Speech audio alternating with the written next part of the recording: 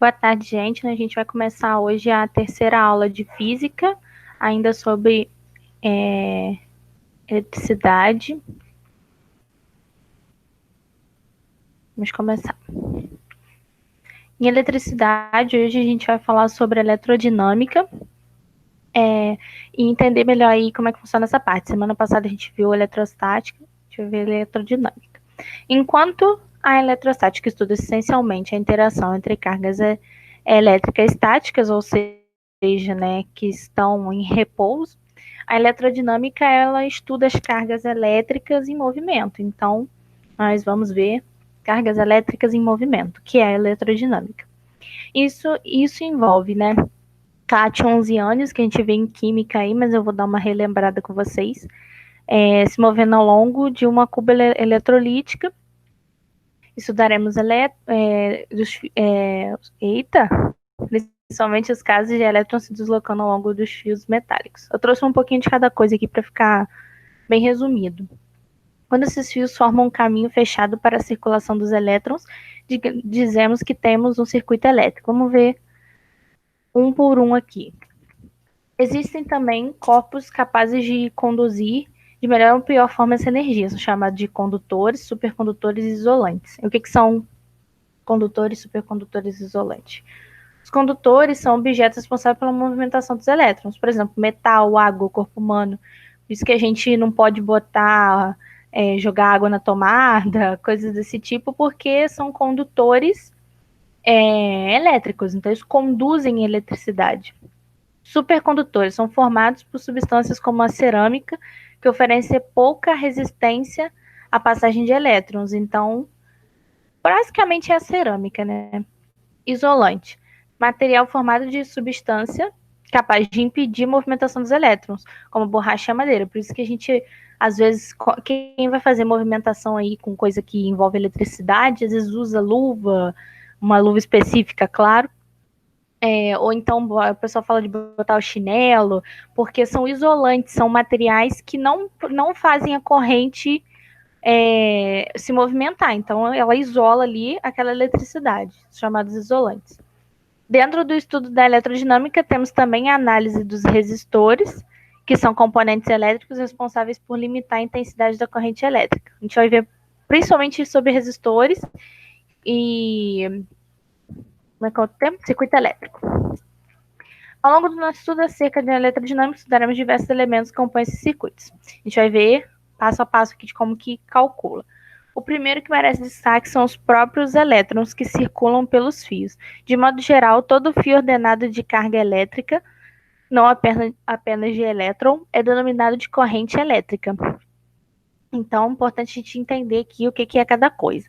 Todo fluxo ordenado de carga elétrica, não apenas de elétrons, é denominado corrente elétrica.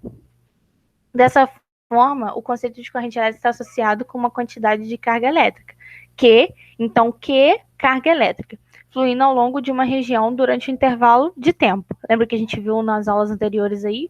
O deltazinho representa variação de tempo. Então, como que fica a fórmula disso? Como que a gente encontra nada mais é que a corrente elétrica, né? A carga elétrica pelo tempo. Essa é a corrente elétrica. A gente vai entender melhor essa fórmula mais para frente. No sistema internacional, ela é medida em amperes. Então, a gente sempre vai achar essa corrente em amperes. Para fazer os elétrons se manterem circulando, basta garantir que existe a diferença de potencial. Isso é, gerador elétrico. Tem até um comentáriozinho especificando isso aqui. Quer ver? Vamos mais para frente. Então, o que é o gerador elétrico? Pensar na pilha, né? É uma ideia bem próxima aí do que é o gerador elétrico.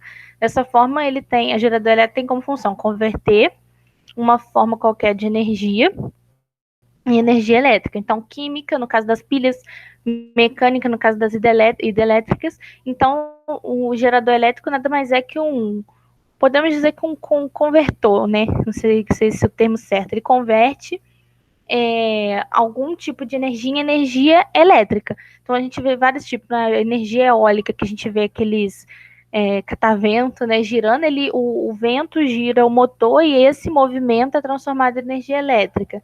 No caso da química, são elementos químicos que são transformados em energia elétrica. Então, isso nada mais é que o gerador nada mais é que isso.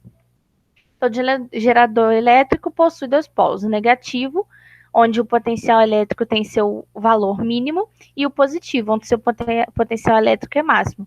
Né? Aquela história de os opostos se atraem, tem que ter o positivo e o negativo para que haja o gerador elétrico. Representamos que, como vocês podem ver, que aqui tem um desenho de uma pilha para vocês visualizarem. Mas normalmente nas questões a gente visualiza só essa parte que está dentro aqui. O polo negativo, o polo positivo e a corrente elétrica. Existem diversos tipos de gerador elétrico, são caracterizados pelo seu princípio de funcionamento. São eles, gerador luminoso, né? Que são sistemas de energia construídos no modo de transformar energia luminosa em elétrica, placas solares. Então, o exemplo é placa solar. Então, desses geradores que eu citei antes, tem o luminoso, o mecânico, o químico e o térmico, como a gente já tinha falado um pouco.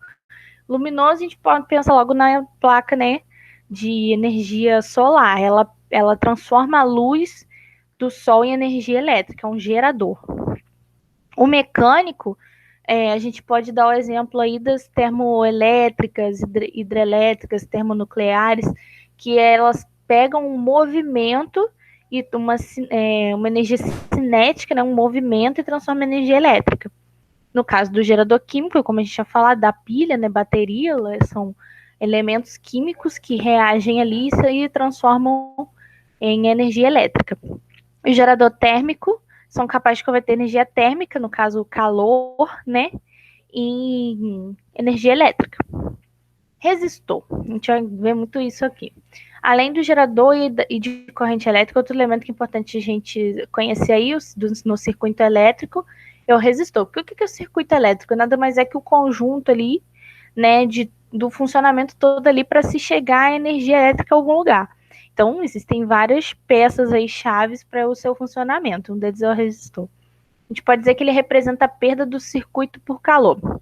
Conforme os elétrons circulam pelo corpo, a irregularidade dos fios fazem com que uma parcela da energia elétrica fornecida pelo gerador seja perdida em forma de calor. Esse fenômeno é chamado de efeito Joule. Então, é aí que o resistor entra, né? Desse modo, o resistor pode ser utilizado em um circuito tanto para converter energia elétrica em térmica, pelo efeito Joule, quanto para limitar a corrente que circula em certo trecho. Uma vez que as correntes são muito elevadas, podem danificar o circuito, meio que um transformador e um limitador, né, dessa corrente. Alguns exemplos de resistores que são utilizados no nosso dia a dia aí, ó, o filamento de uma lâmpada incandescente, o aquecedor de um chuveiro elétrico, o filamento que são aquecidos em estufa, entre outros. São exemplos práticos aí. Em circuitos elétricos teóricos, costuma-se considerar toda a resistência encontrada proveniente de resistores, ou seja, são consideradas as ligações entre eles como condutores ideais, não apresentam resistência e utilizam-se dessas representações. Então, no circuito elétrico, a gente vê a resistência aí com esse símbolo ou com esse símbolo, mais utilizado esse símbolo aqui. Então, viu isso aqui, já sabe que é uma resistência, é importante conhecer os símbolos, porque costuma cair nas provas o símbolo, aí manda você calcular, você não faz ideia do que é. Então, resistência, esse símbolozinho aqui, é o que mais cai. Associação de resistores, né? Em um circuito é possível organizar um conjunto de resistores interligados, né? É muito difícil a gente ter um circuito direto único, então a gente pega e associa, né? Numa casa, por exemplo, um fio liga num outro cômodo que liga no outro, e aí é por meio da associação dos resistores. Vamos entender melhor. O comportamento da associação varia conforme a ligação entre os resistores e seus tipos, em série, paralela ou mista. Vamos entender isso aqui. Associação em série significa ligá-los em um único trajeto. Então, você tem uma resistência, outra resistência, outra resistência, outra resistência. Então, você juntou todas elas. Então, elas estão em série, estão em linha, né? Como existe apenas um caminho de passagem da corrente, ela é mantida por toda a extensão do circuito. Já a diferença de potencial entre cada resistor irá variar conforme a resistência dele. Para isso, obedecer a primeira lei de Ohm. Primeira lei de Ohm, essa formulazinha aqui, já vou explicar ela mais para frente melhor. Resistência vezes a corrente. Essa relação também pode ser obtida pela análise desse circuito. Então, como a gente viu na formulazinha anterior, também em sequência, que gera uma única, como é uma corrente em linha, né? Então, ela gera um único potencial elétrico aqui. Sendo assim, a diferença de potencial entre os pontos iniciais e final do circuito é a soma deles. Quais são os potenciais elétricos, o Uzinho aqui? É a resistência vezes a corrente. Isso, lógico, tem que ser dado no exercício. Então, se ele falar a diferença de potencial do começo até o final, se for uma associação direta, assim, você só soma. Analisando essa expressão, já que a tensão normal, a tensão total e a intensidade da corrente são mantidas, é possível concluir que a resistência total, né, é a soma das resistências, como eu falei. Associação em paralelo. Ligar um resistor em paralelo significa basicamente dividir a mesma fonte de corrente em cada um dos pontos para que seja conservada, ou seja, usualmente representada por esse fórmula aqui. Lembra que eu falei? Nem sempre ela vai vir reta. Então, ela pode vir em paralelo, e a gente vai ver como é que calcula assim. Quando ela vem assim, né? Quando ela for distribuída, mas ela se une em dois pontos, é uma associação em paralelo. E aí, como mostra a figura, a intensidade total da corrente é igual à soma das intensidades medida em cada resistor. Ou seja, corrente é igual a somatório das correntes. E pela lei de Ohm, a intensidade, a corrente, é igual ao potencial dividido pela resistência. E a soma, né, de cada um deles. Por essa expressão, já que a intensidade da corrente e a tensão são mantidas, podemos concluir que a resistência total de um circuito paralelo é dado por 1 sobre a resistência total, é igual a 1 sobre a resistência do 1, que a gente viu aqui, ó. Resistência 1, resistência 2, resistência 3, né? E 1, e 2, e 3. Então, a gente vê aqui que, nesse caso, quando é em paralelo, a soma a resistência total, né, nesse circuito, por ser paralelo, é a somatória de 1 sobre a resistência 1, mais 1 sobre a resistência 2, e assim vai a quantidade que tiver aí no seu circuito. Associação mista, quando a gente mistura os dois, né? Associação em série, que é a retinha, e associação em paralela, quando tem, assim, uma junta a outra. Em cada parte do circuito, a tensão U e a intensidade da corrente serão calculadas com base no que se conhece sobre o circuito e séries em paralelos. Para facilitar esse cálculo, pode-se reduzir ou redesenhar o circuito para a gente saber a resistência resultante, né? Então, como é que fica nesse caso aqui quando ela é mista? A gente pega, faz a continha do jeito que eu tinha falado, 1 mais a resistência 1, mais 1 sobre a resistência 2. Aí, a gente pega e soma com a resistência que está solta aqui, quer ver? Para a gente desenhar isso aí. A gente transforma essa resistência em paralelo em uma resistência. E aí, depois, soma com a resistência direta, porque ela vai se transformar numa resistência em série, né?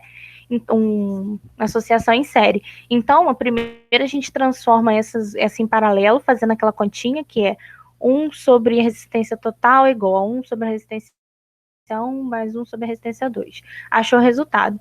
E aí a gente pega esse valor e coloca aqui. Ele vai se transformar R1, R2, se transformar em R1, 2, porque a gente já calculou como que ele ficaria em série. Transformou de paralelo para série, digamos assim. Aí depois disso a gente pega e soma com o que já estava em série. Você transformou ela para série e soma com o que estava em série. Aí se transforma no R1, 2, 3. Nesse caso aqui foi 26,6 ohms. Lembrando que amperes, sempre dado com essa unidade de medida aqui. Efeito Joule. A corrente elétrica é o resultado do que a gente falou anteriormente ali, do movimento de ânions, cátions e elétrons livres. A gente fica, o que é isso, né? A gente vai ver na química ainda, eu acho. Vocês já devem ter visto também. Né? Que tem os cátions e os ânions, ainda mais são que os íons positivos e negativos. Então, acho que eu vou falar mais para baixo ali disso. Os íons positivos são aqueles que apresentam maior número de prótons comparado com de elétrons. Lembrando que elétrons são negativos, prótons positivos. Então, os íons positivos apresentam mais prótons que elétrons, enquanto os cátions são negativos, então apresentam mais elétrons do que prótons. Que lembra que eu falei que no caso da química, a gente sempre precisa de um polo positivo e um polo negativo, são os cátions e os ânions, né? Ao existir corrente elétrica, as partículas que estão em movimento acabam colidindo com outras partes do condutor que se encontram em repouso, causando excitação onde gera aquecimento, né? É quando a gente tem uma reação química ocorrendo ali, se a energia cinética daquelas partículas ao aquecimento, né? Porque o calor nada mais é que o agitamento das partículas, né? O aquecimento no fio pode ser medido pela lei de Joule, que é matematicamente expressa por o aquecimento é igual à intensidade da corrente ao quadrado vezes a resistência do condutor vezes o tempo que a corrente percorre o condutor. Essa é a formulazinha aí, anota aí, porque a gente vai fazer um exercíciozinho aqui mais pra frente. Só não sei se é dessa questão. Aí, voltando naquilo que a gente estava falando, a matéria que constitui todos os materiais são constituídos de átomos. Os átomos são constituídos pela concepção clássica, prótons, nêutrons e elétrons, que eu falei. Aí, o que ocorre na carga elétrica aqui? Prótons e elétrons, eles se atraem, os opostos se atraem, próton positivo e elétron negativo. Os iguais se repelem, né? É literalmente isso mesmo. Os prótons se repelem, elétrons entre si se repelem. E os nêutrons não têm interação. Importante ter isso em mente. A carga elétrica transportada por um próton é a mesma de um elétron, que são diferenciadas apenas pelas cargas de sinais opostos. Assim, pode-se determinar a carga elétrica elementar pela letra E, cujo valor é. Isso aqui é um valor tabelado, provavelmente ele vai dar, mas é importante ter em mente assim, que é um valor fixo, né? O Ezinho aqui dos números da carga elétrica elementar, que significa esse Ezinho aqui. É 1,6 vezes 10 a menos 19 coulombs, sempre em coulombs. Isso aqui é um valor fixo, sempre vai usar ele. É uma constante, né?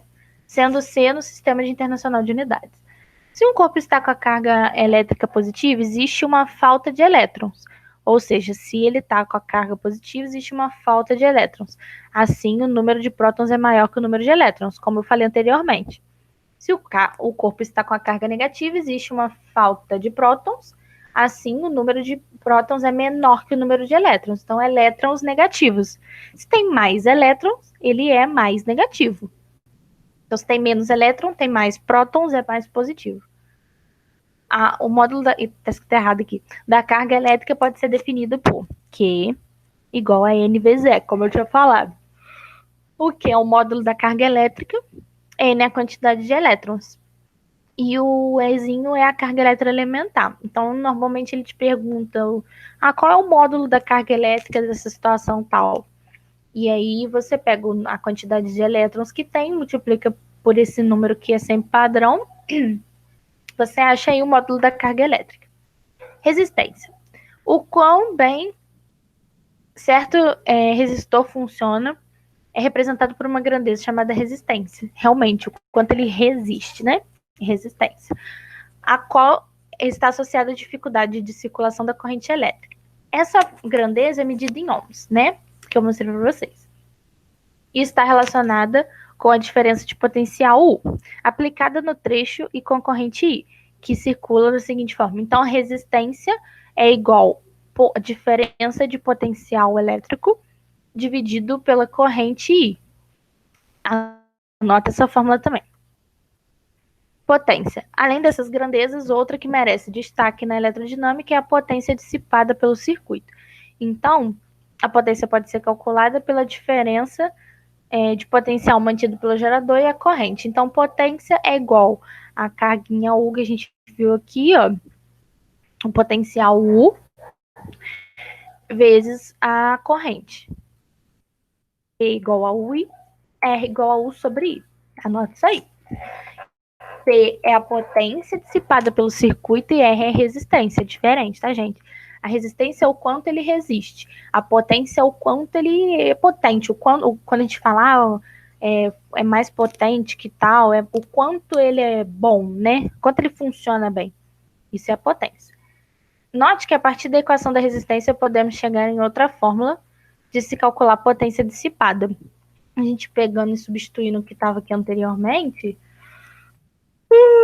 desculpa, gente, é igual ao I, o quadrado sobre I, o elevado ao quadrado sobre R, porque, olha só, a gente substituiu a fórmula da resistência dentro da de potência. Então, pode ser que você encontre os dados assim e consiga achar a potência com essa fórmula. Mas pode ser que você não tenha, por exemplo, o U. Então, você consegue calcular a potência com essa fórmula aqui, que é R vezes I elevado ao quadrado, resistência vezes a corrente elétrica ao quadrado. Nada mais é do que a substituição do que estava da fórmula de resistência dentro da de potência. Então, pode ser que lá no exercício ele não te dê os dados para você achar com essa fórmula. Então, você pega outra, substitui dentro. U é igual a R vezes I. Porque aqui foi feita uma manipulação matemática. Passou, multiplicou cruzado, passou para lá. Então, botou no lugar do U, que aí ficou, passou para lá, ficou U igual a R vezes I. Então, substituiu no lugar do U, o que é o U na fórmula anterior, R vezes I, ao quadrado. Porque está dividindo, passa para lá ao quadrado. Ao longo dos nossos estudos de eletrodinâmica, aprofundaremos o entendimento acerca de cada um desses elementos. Conhecermos outros elementos também podem fazer parte da composição de um circuito e compreendermos como cada um desses elementos funciona. Então, anotem essas formulazinhas aí. Que é importante a gente anotar para a gente entender, né, qual fórmula que é de que aí. Então, a gente tem essas fórmulas aí que a gente viu até agora. Acho que a gente ainda vai ver mais alguma coisa aqui, exercício. A resistência é igual a tensão sobre a corrente. Potência é igual a tensão vezes a corrente, ou a resistência vezes a corrente ao quadrado, que nada mais foi uma manipulação matemática dessa com essa. Então, resistência pode ser isso aqui, potência pode ser essa aqui, tensão vezes corrente, ou resistência vezes a corrente. Então, vai depender do que o exercício tiver, né? Você vai nadar conforme, dançar conforme a música. E a corrente é igual o Q dividido pela variação do tempo. Então, se ele te der o Q, que é a carga elétrica, vamos voltar aqui. Módulo da carga elétrica, você consegue achar a corrente. Então, por exemplo, ele te deu o Q e o tempo. Ele quer que você calcule e a resistência. O Q e o tempo, e ele quer que você calcule a resistência. Aí, o que você faz? Você pega, acha o I. Quer que você ache a tensão, por exemplo. Acha o I, substitui aqui, e a resistência que ele te deu, você acha o U, a tensão. Então, assim, é bom ter em mente o que tem em cada fórmula e que você pode manipular ela para o que você estiver precisando. Então, se de repente você não tem, você precisa saber isso aqui. Você tem o U, mas não tem o I. Ele te deu o U, te deu a tensão, ele quer saber a potência. Mas você não tem, ele não te deu a corrente, mas ele te deu o quê? E te deu o tempo. E o U. Então, você acha na fórmula do I esse aqui e substitui nessa fórmula aqui. Pronto, achou a potência. Então, é bem importante entender e saber manipular. Vamos ver um exemplo aqui, 2 exemplos. Um fio de cobre é percorrido por uma corrente elétrica constante com intensidade de 7 amperes. Sabendo que aquele númerozinho que a gente viu lá, ele costuma andar. Sabendo que é igual a 1,6 vezes 10 a menos 19 coulombs, qual o módulo da carga elétrica que atravessa uma seção transversal do condutor? Então, o que é módulo da carga elétrica? O Qzinho. Durante 1 segundo. Então, ele te deu o tempo, 1 segundo, e te deu o Ezinho. E quantos elétrons atravessam tal região nesse intervalo de tempo? Então, vamos lá. A gente pega a formulazinha do I primeiro, porque a gente precisa, para a gente calcular o Nzinho aqui, a gente precisa saber o que, né? Que ele não deu pra gente aqui. Ele deu, lembra que eu falei de saber manipular? Ele deu o Ezinho. Então, você já pensa naquela fórmula, Q igual a NI. Beleza.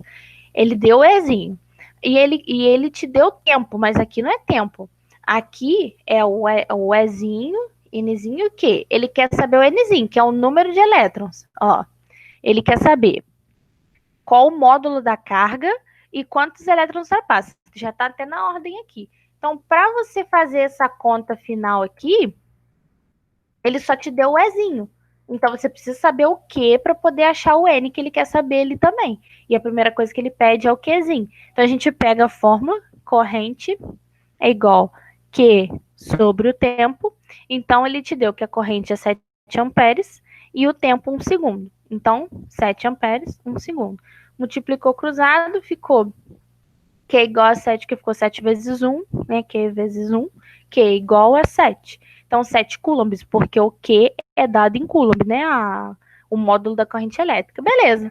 Você achou aí o Q, o módulo, já pode jogar aqui. Ele te deu o Ezinho, ele quer saber o número de elétrons, joga, substitui. Aí, no caso, como você quer saber o Ezinho, tá multiplicando, passa para lá dividindo, substitui os valores, você acha o número de elétrons aí que ele está te pedindo. Manipulação das fórmulas, tá, gente? A tabela abaixo, esse é outro exercício. Descreve a corrente elétrica em função da tensão em um resistor ômico. Mantida a temperatura constante. Beleza. Então, ele te dá a intensidade e a corrente e a tensão. Ele quer que você calcule a resistência e explique o que leve a chamar esse condutor de ômico. O condutor ômico é caracterizado por não alterar sua resistência quando muda de corrente ou tensão, fazendo com que o produto entre as duas permaneça constante. Então, aqui está a explicação do porquê esse condutor se chama ômico. O que é um condutor ômico? Ele é caracterizado por não alterar, a resistência não altera quando se muda a corrente ou a tensão. Então, vamos verificar isso aqui. Se o resistor descrito, vamos marcar isso aqui para vocês anotarem, que é importante saber isso aqui. Se o resistor descrito ômico, vamos calcular, então a gente vai calcular a resistência, exceto do zero, porque vai dar zero mesmo. Então a gente vai pegar resistência é U sobre I, pegou a formulazinha lá que a gente pegou lá, que a gente viu antes lá. Então a gente vai pegar 1 por 1, 6 e 2, quando a tensão é 6, a corrente é 2, 6 e 2, 12 e 4, e assim vai. Achamos 3 ohms. E o que significa isso aqui? Ele tá sempre constante, ele não altera. Por exemplo, 2 é 6, 4, 12. Ele tá sempre aumentando constantemente, ele não tem um número aqui que tá variando. Perdão, gente, tem alguém me ligando. Não tá variando fora de um padrão. Então, ele é um condutor ômico, com a resistência de 3 amperes. Então, gente, é isso. Se ficou alguma dúvida, estamos aí para tirar a dúvida de vocês. Vocês podem entrar em contato. Eu falei rápido aí, porque hoje eu tô um pouquinho enrolada, né? Espero que o som tenha gravado direitinho, que eu tô tendo problema com a internet. Mas qualquer coisa, vocês podem me perguntar dúvida, até sobre outro conteúdo. Tem um grupo lá do WhatsApp. Qualquer coisa é só chamar, gente. Até a próxima aula.